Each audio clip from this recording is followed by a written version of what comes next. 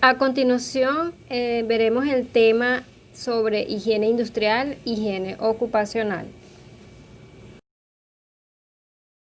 Hablaremos un poco sobre los conceptos básicos de la higiene industrial, las enfermedades ocupacionales, agentes ambientales, los agentes y factores de riesgo ambientales, evaluaciones de higiene industrial y la prevención de los riesgos por agentes ambientales. Dentro del ámbito de la prevención de riesgos laborales, la rama de la higiene industrial busca controlar el ambiente de trabajo para prevenir al trabajador de ciertos tipos de enfermedades profesionales o ocupacionales en el desempeño de su actividad laboral. A menudo, las actividades laborales alteran las condiciones ambientales, produciendo una serie de factores de riesgo o contaminantes presentes en forma de materia o bien manifestaciones energéticas. Estos factores de riesgo, en ocasiones agresivos para la salud del trabajador, se dividen en físicos, químicos y biológicos. Una pequeña introducción para entender cada uno de los términos que vemos acá, qué es higiene, qué es seguridad y qué es salud, o de qué se trata, o de qué se encarga la higiene, de qué se encarga la seguridad y de qué se encarga la salud. El objetivo principal de la higiene industrial es la prevención de las enfermedades ocupacionales originadas por los agentes físicos, químicos y biológicos presentes en el medio de trabajo. En este sentido, un programa de higiene se basa en determinar en los lugares de trabajo todos aquellos factores de riesgo físicos, químicos, biológicos, mecánicos, ergonómicos y psicosociales que se presuma sea un peligro para la salud. ¿Y qué es higiene ocupacional y qué es higiene personal? En este sentido, en este aspecto, se suele confundir la higiene ocupacional con la higiene personal. No tiene nada que ver una cosa con la otra. La higiene personal, como lo dice la palabra, está relacionada directamente con la persona. La persona debe bañarse, debe tener su aseo personal, cepillarse los dientes, lavarse las manos. Eso es higiene personal. Ahora, cuando hablamos de higiene ocupacional, hablamos de todos esos factores físicos, químicos y biológicos presentes en el ambiente de trabajo. Los físicos tenemos la iluminación, las vibraciones, el ruido, las temperaturas, las radiaciones. De eso se encarga la higiene. Evaluar, medir, controlar todos esos factores físicos, químicos, biológicos que están presentes en el medio ambiente de trabajo. La seguridad se ocupa de los efectos agudos de los riesgos mediante un conjunto de medidas técnicas y adecuacionales tratados para prevenir accidentes o eliminar las condiciones inseguras del ambiente de trabajo. La higiene está relacionada con el diagnóstico y la prevención de enfermedades ocupacionales a partir del estudio y control de dos variables: el hombre y su ambiente de trabajo. Muy importante es la relación que existe entre estas dos variables. Es decir, que posee un carácter preventivo ya que se dirige a la salud, evitando que éste enferme o se ausente de manera provisional del entorno laboral, del puesto de trabajo. Entonces, definimos higiene ocupacional como la ciencia que estudia los factores ambientales del lugar de trabajo que puede ocasionar enfermedades ocupacionales. Para ello se realizan mediciones del medio ambiente para identificar los contaminantes o las emisiones o los valores reales para compararlos con los valores referenciales de las normas y finalmente establecer las medidas de control. Ok, ya diferenciamos lo que es higiene personal con higiene ocupacional. En este caso vamos a ver higiene y la salud. ¿Qué relación hay con la higiene ocupacional y la salud? Totalmente vinculada una con la otra. ¿Por qué? Porque existe un ambiente de trabajo, una actividad de trabajo y existe la interacción del hombre con estos dos elementos. ¿Qué va a ocasionarme esa interrelación? Puede ocasionarme una enfermedad o un accidente. En este caso, la higiene ocupacional nos determina o nos puede ayudar a determinar el origen de las enfermedades ocupacionales. Entonces es importante conocer el término de enfermedad ocupacional y la LOPSIMAT, la Ley Orgánica de Prevención de Condiciones y Medio Ambiente de Trabajo, en el artículo 70, nos define muy bien el término. Se entiende por enfermedad ocupacional los estados patológicos contraídos o agravados con ocasión del trabajo o exposición al medio en el que el trabajador se encuentra obligado a trabajar, tales como imputables a la acción de agentes físicos y mecánicos, condiciones disergonómicas, meteorológicas, agentes químicos, biológicos, factores psicosociales y emocionales que se manifiesten por una lesión orgánica, trastornos enzimáticos o bioquímicos, trastornos funcionales o desequilibrio mental, temporales o permanentes. A partir de esto, podemos ya identificar cuándo decir enfermedad ocupacional o accidente laboral. Aquí podemos observar la clasificación de la higiene industrial. Tiene 4 clasificaciones: higiene teórica, higiene de campo, higiene analítica, higiene operativa. Cada una de ellas tiene una función, una finalidad. Por ejemplo, la higiene teórica estudia los agentes químicos, físicos y biológicos, dedicada al estudio de estos agentes y su relación con el hombre a través de estudios del medio ambiente y epidemiológicos, con objeto de analizar las relaciones dosis-respuesta y los universalmente denominados límites de exposición profesional, en los que se contemplan los valores de los agentes químicos y físicos en el ambiente laboral y los tiempos de exposición a los cuales la mayoría de los trabajadores pueden estar repetidamente expuestos sin que se produzcan efectos perjudiciales para la salud. La higiene de campo realiza el estudio de la situación higiénica en el ambiente de trabajo. ¿Cómo es eso? Abarca desde el análisis del proceso y los puestos de trabajo, las condiciones de la operación, los contaminantes presentes y los tiempos de exposición, hasta la lectura directa de concentraciones de contaminantes en el ambiente y la toma de muestras para su posterior tratamiento. Una vez determinados los niveles de contaminantes presentes, se comparan los límites de exposición profesional con las referencias por las normas internacionales y nacionales. Existen normas que nos ayudan a dar referencias si lo que la medición dice está bien o está fuera de los límites. La higiene analítica realiza la investigación y determinación cualitativa y cuantitativa de los contaminantes presentes, en estrecha colaboración con la higiene de campo y la higiene teórica. Es decir, que para yo llegar a la higiene analítica debo primero hacer higiene teórica e higiene de campo. La higiene operativa establece las medidas de control. Comprende la elección y la recomendación de los métodos que se deben implementar para controlar estos agentes químicos, físicos y biológicos que la higiene teórica me ha determinado.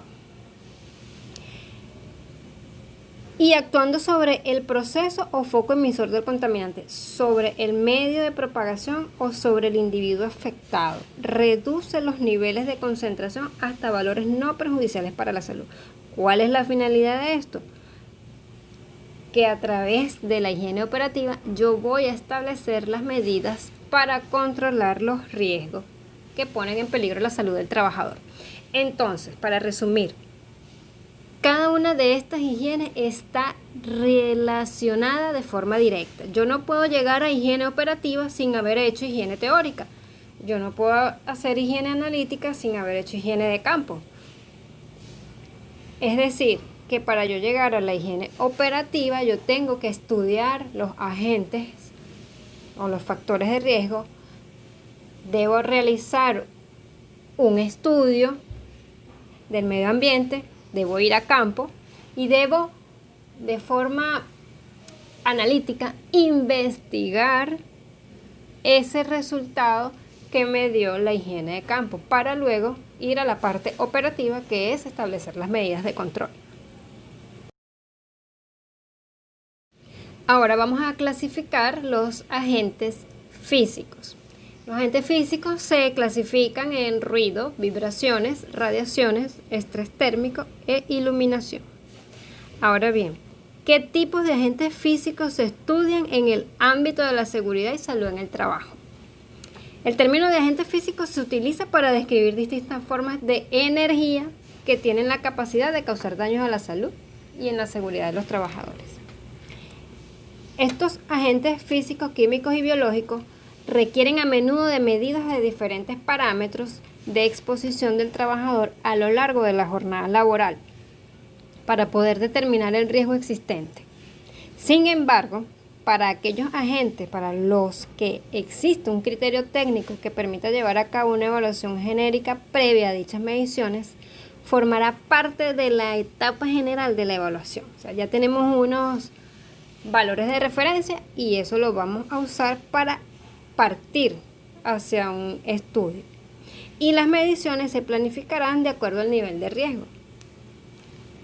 Dentro de los agentes físicos se incluye el ruido, las vibraciones, el ambiente térmico o temperatura, las radiaciones ionizantes y las no ionizantes, entre las que se encuentran los campos electromagnéticos y las radiaciones ópticas.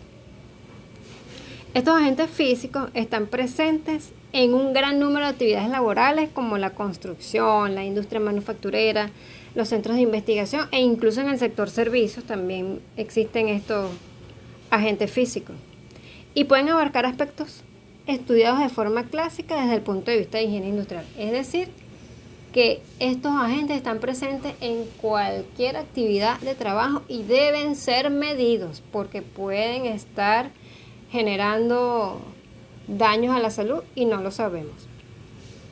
Los agentes físicos que se analizan en el campo de la prevención de riesgos laborales son variados y proceden de diversas fuentes de energía.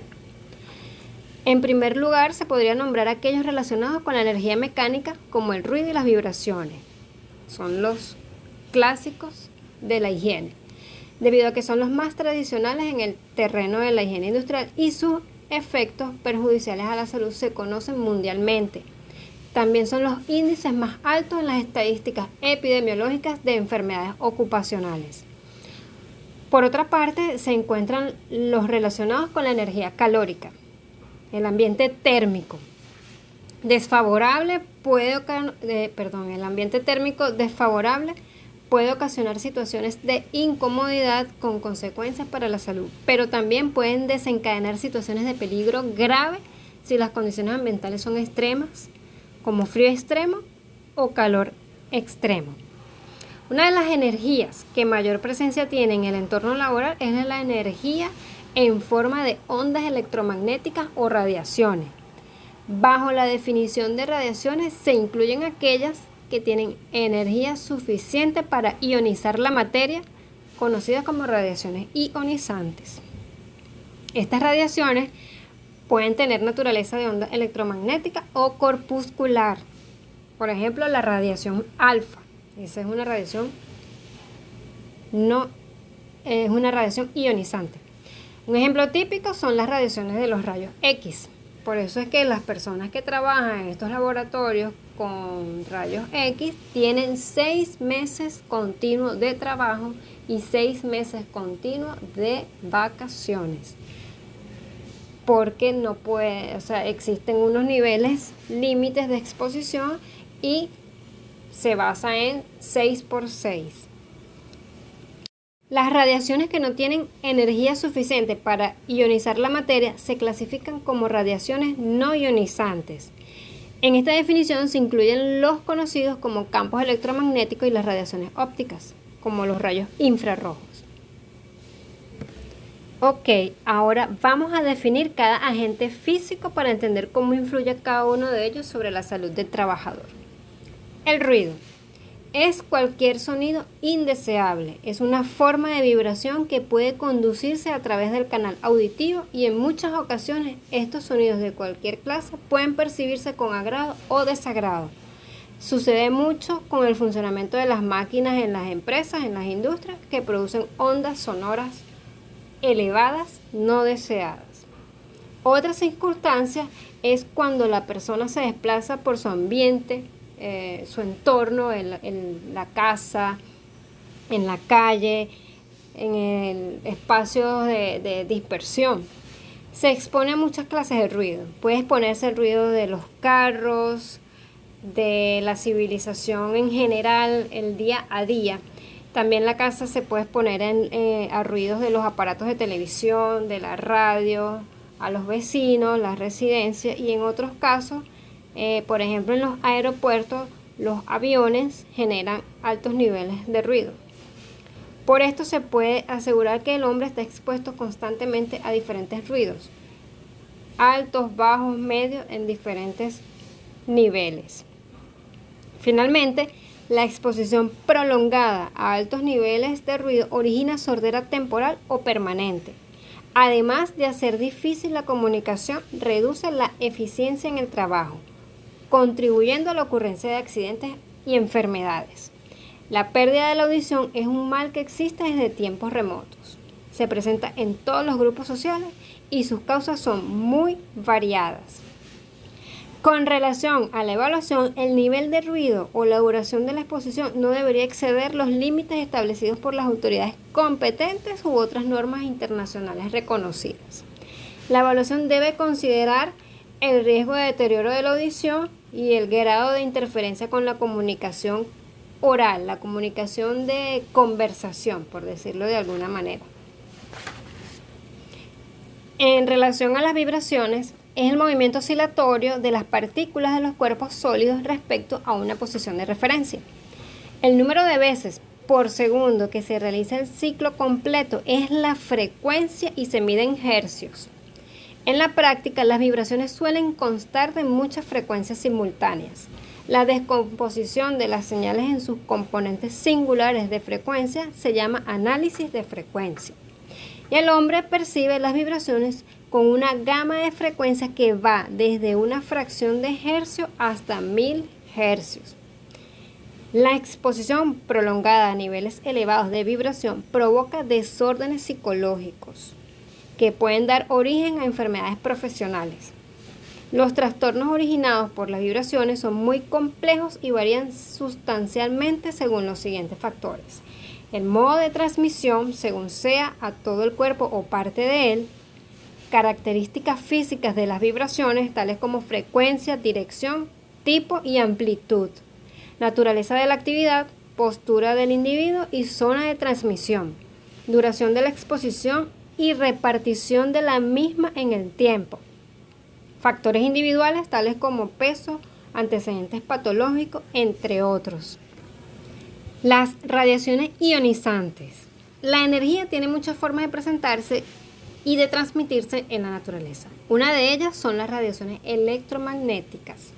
Las ondas de radio, la luz visible, los rayos X, son todas ellas formas de radiación electromagnética que se diferencian unas de otras por su origen y por la cantidad de energía que son capaces de transportar. Una característica importante es su capacidad de desplazarse de un punto a otro sin necesidad de un soporte material. Es decir, se pueden desplazar en el vacío, por la cual recibimos radiación solar. El Sol emite radiaciones a lo largo de todo el espectro electromagnético, desde el infrarrojo hasta el ultravioleta. No toda la radiación solar alcanza la superficie de la Tierra porque las ondas ultravioletas más cortas son absorbidas por los gases de la atmósfera, fundamentalmente por el ozono. Eso anótenlo como cultura general y parte de la evaluación del tema. Continuamos. Las radiaciones ionizantes son la fracción más energética del conjunto de ondas electromagnéticas y se caracterizan por su capacidad al incidir sobre la materia, es decir, transforman la materia. Importantísimo, los riesgos que se pueden dar cuando se trabaja con estas fuentes ionizantes son por irradiación y por contaminación radiactiva. Los efectos adversos para la salud surgen porque la energía cedida por estas radiaciones provocan la ionización de las células y tejidos del organismo. Estos efectos dependen fundamentalmente de dos parámetros: la dosis de radiación recibida y la dosis por unidad de tiempo. O sea, la cantidad de radiación que recibes por la cantidad de tiempo de exposición. Aquí vale la pena mencionar el caso de Chernobyl, el accidente nuclear, donde el tiempo de exposición de los científicos de la época era de escasos minutos y era suficiente para contaminarse y morir por la elevada cantidad de materia radiactiva y la exposición que ellos tuvieron al momento de ocurrir el accidente. Ok, radiaciones no ionizantes. Dentro del espectro electromagnético existe un grupo de radiaciones que son incapaces de producir fenómenos de ionización en la materia sobre la que inciden. Por eso se dice no ionizante. A esta parte del espectro electromagnético se lo denomina radiación no ionizante. Dentro de este grupo se encuentran radiofrecuencia y microondas, radiación infrarroja, radiación ultravioleta, radiación láser y los campos electromagnéticos. Continuamos con estrés térmico. Históricamente, las exposiciones a un calor elevado ha sido en el mundo del trabajo mucho más frecuente que las exposiciones a un frío intenso. O sea, siempre se trabaja a mayor temperatura, a altas temperaturas, que a bajas temperaturas. Por lo que existe una mayor información sobre la primera, que es el estrés térmico. O sea, estrés térmico quiere decir que hay variación tanto en frío como en calor. Por esta razón, se va a hacer referencia al estrés térmico y puede definirse como una agresión térmica intensa. La exposición al calor intenso presenta, en comparación con la mayoría del resto de los contaminantes que se pueden encontrar en el ambiente de trabajo, dos características diferenciales importantes. Es el único contaminante generado, al menos parcialmente, por el propio organismo humano y el generado por agentes externos. Y para entender mejor el término de estrés térmico, es la sensación de malestar que se experimenta cuando la permanencia en un ambiente determinado exige mayor esfuerzo, tanto en el frío como en el calor, ¿ok? Altas temperaturas y bajas temperaturas. Finalmente llegamos a la iluminación. Se puede definir como las radiaciones electromagnéticas percibidas como luz visible. Y si consideramos que las personas pasan gran parte del día en sus puestos de trabajo, entre los aspectos a considerar en el ámbito de la higiene y seguridad en el trabajo, es la regulación de la luz a lo largo de su jornada. Es decir, yo tengo que estabilizar, adaptar la iluminación de los locales, de los espacios de trabajo, a las características físicas y antropométricas del trabajador. Jamás puedo adaptar a un trabajador al ambiente de trabajo. Todo lo contrario, siempre se debe adaptar el ambiente de trabajo al trabajador. Y bajo el punto de vista de higiene en el trabajo, la iluminación en los lugares de trabajo necesitan un determinado nivel de iluminación establecido, ya sea de forma natural o artificial. Y este último dependerá de la actividad que realice cada trabajador. La relación entre la luz y la salud visual está directamente vinculada. No contar con buena iluminación puede causar daño a la visión y aumentar el riesgo de accidentes y enfermedades. Cuanto mayor sea la cantidad de luz y hasta un cierto valor máximo, límite de deslumbramiento, mejor será el rendimiento visual. En este sentido, la forma de controlar el riesgo es diseñando entornos de trabajo con iluminación adecuada de acuerdo a los límites permitidos, con el fin de asegurar los máximos niveles de bienestar, rendimiento, salud y seguridad en el trabajo. La iluminación después del ruido es uno de los factores de riesgo físico más frecuentes en los centros de trabajo. Y como las empresas quieren minimizar los riesgos de accidentes, deben tener en cuenta la necesidad de invertir en la iluminación en los diferentes puestos de trabajo, como una forma de desarrollar ambientes seguros y que impulsen el bienestar y el rendimiento del trabajador. La poca iluminación en el centro de trabajo sin duda va a afectar el humor y las relaciones interpersonales dentro del ámbito laboral. Acá podemos ver los valores límites permisibles en el medio ambiente de trabajo, según las normas venezolanas Covenin y que tienen referencia de las normas internacionales como las españolas y las americanas.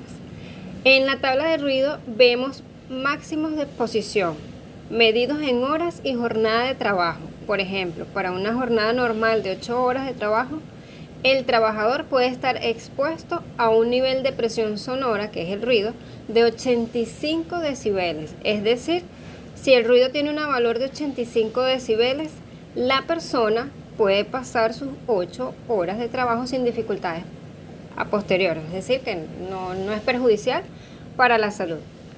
Ahora, si me encuentro en un área de producción con muchas máquinas y el ruido tiene un nivel de presión sonora elevado a 91 decibel, como lo dice acá la norma, la tabla, el trabajador puede estar en un trabajo continuo de 2 horas sin protección. Ojo con esto, puede estar expuesto a 91 decibeles de ruido solo por 2 horas sin protección.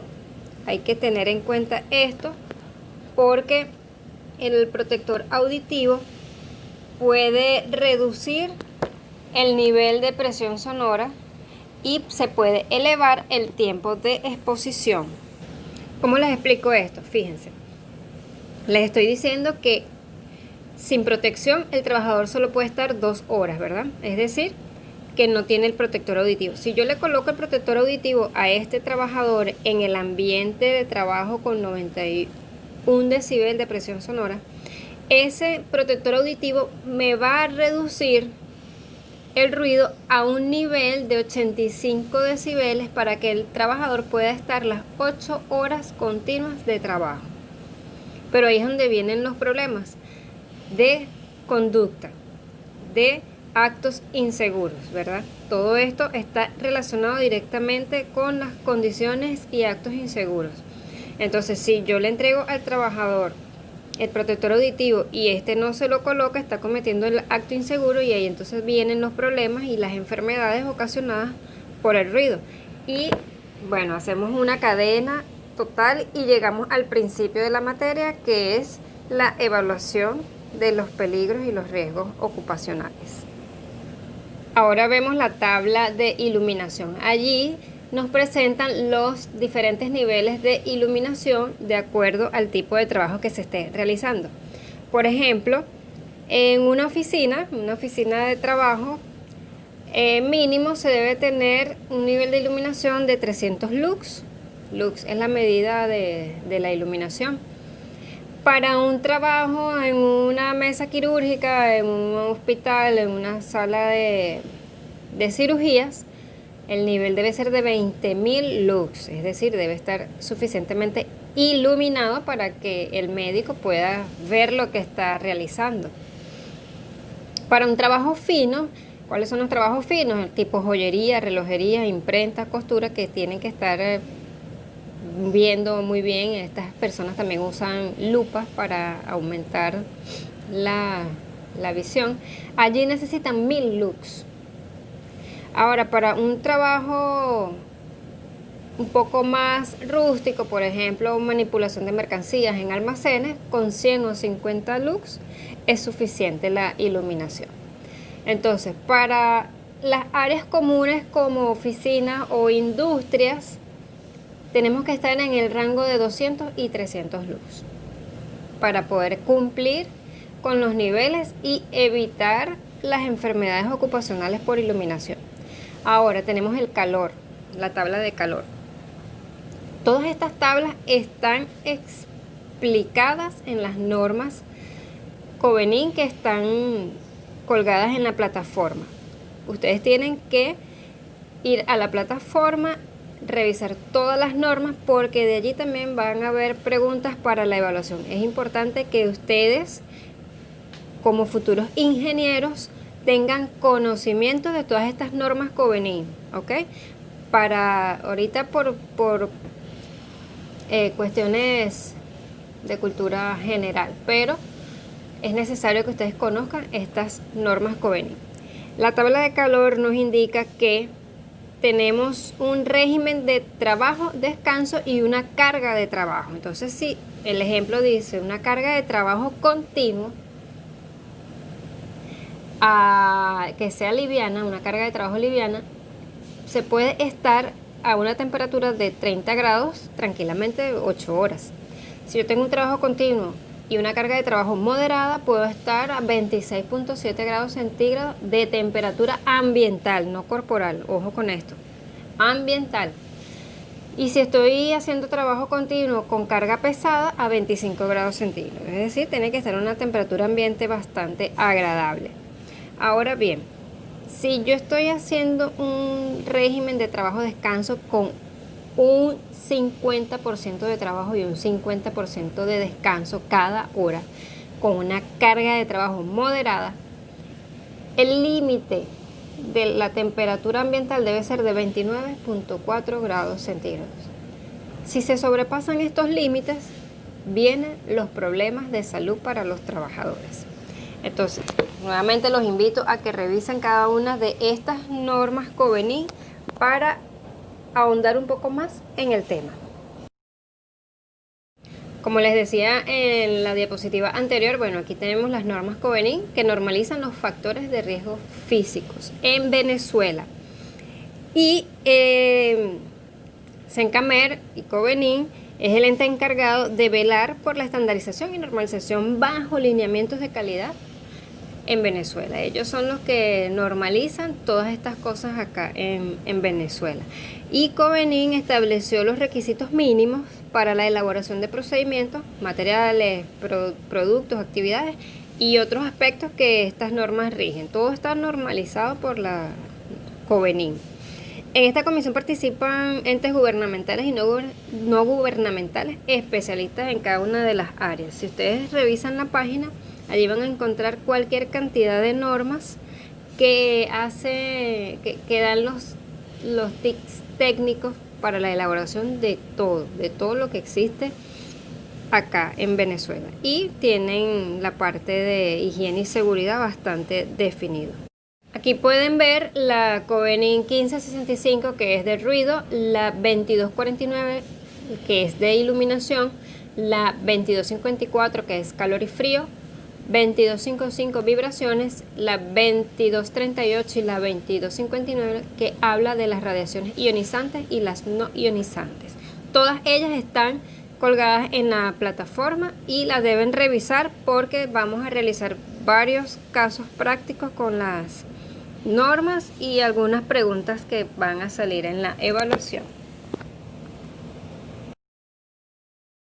Y ya para ir finalizando un poco con el tema, tenemos la prevención y control de estos riesgos ambientales, de estos factores de riesgo físicos, químicos y biológicos en las empresas para la prevención de las enfermedades y accidentes ocupacionales. En cuanto a los controles de ingeniería en la fuente, tenemos que, por ejemplo, siempre, si revisan las normas, siempre nos van a sugerir que se inicie con los cambios y los controles en la fuente que genera el problema. Por ejemplo, las máquinas siempre generan vibraciones y ruidos, muchísimas vibraciones y ruidos.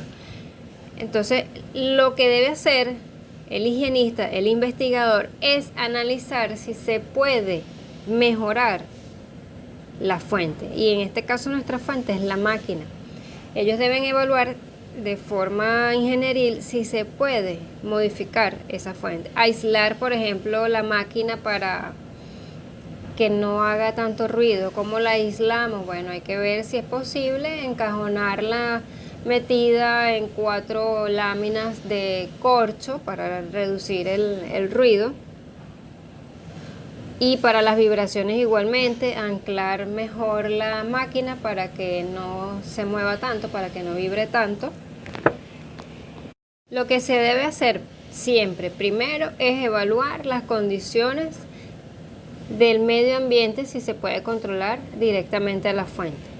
Pero como eso casi nunca se puede realizar porque son diseños de instalaciones industriales muy viejas, de mucha data, Entonces ya todo está ordenado de una manera que la línea productiva es casi perfecta para el proceso que realizan, para el proceso productivo que realizan, que se van de una vez a los controles organizacionales. ¿Qué quiere decir esto? Que van a ir, o sea, ellos revisan la fuente, mira, no se puede mejorar la fuente, entonces vamos a trabajar con el trabajador, vamos a mejorar las condiciones de trabajo del trabajador en cuanto a equipos de protección personal, vestimenta, capacitación, para enseñarles que esa máquina genera ruido, genera vibraciones y puede ser perjudicial a largo plazo para la salud.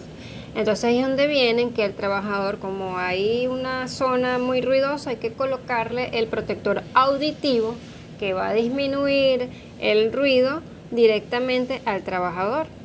Pero también deben hacerse otro tipo de evaluaciones para comprobar que ese control en el trabajador es efectivo. Entonces, también se estila mucho la rotación de personal. Pongo un trabajador durante 2-4 horas en un espacio de trabajo y lo alterno o lo roto con otro trabajador para que los tiempos de exposición no sean elevados o no pasen de lo permitido de acuerdo a las normas que ya vimos anteriormente. Entonces, de esta manera tenemos prevención y control. Tenemos que hacer los estudios en la fuente y tenemos que hacer los estudios en el trabajador o a nivel organizacional. Les recuerdo la importancia del uso de los foros para aclarar cualquier duda que se presente durante la realización de las evaluaciones. Allí también podemos ayudarnos a resolver los problemas en cuanto a los temas que se han visto. Bueno, esto ha sido todo por hoy. Muchas gracias. Hasta pronto.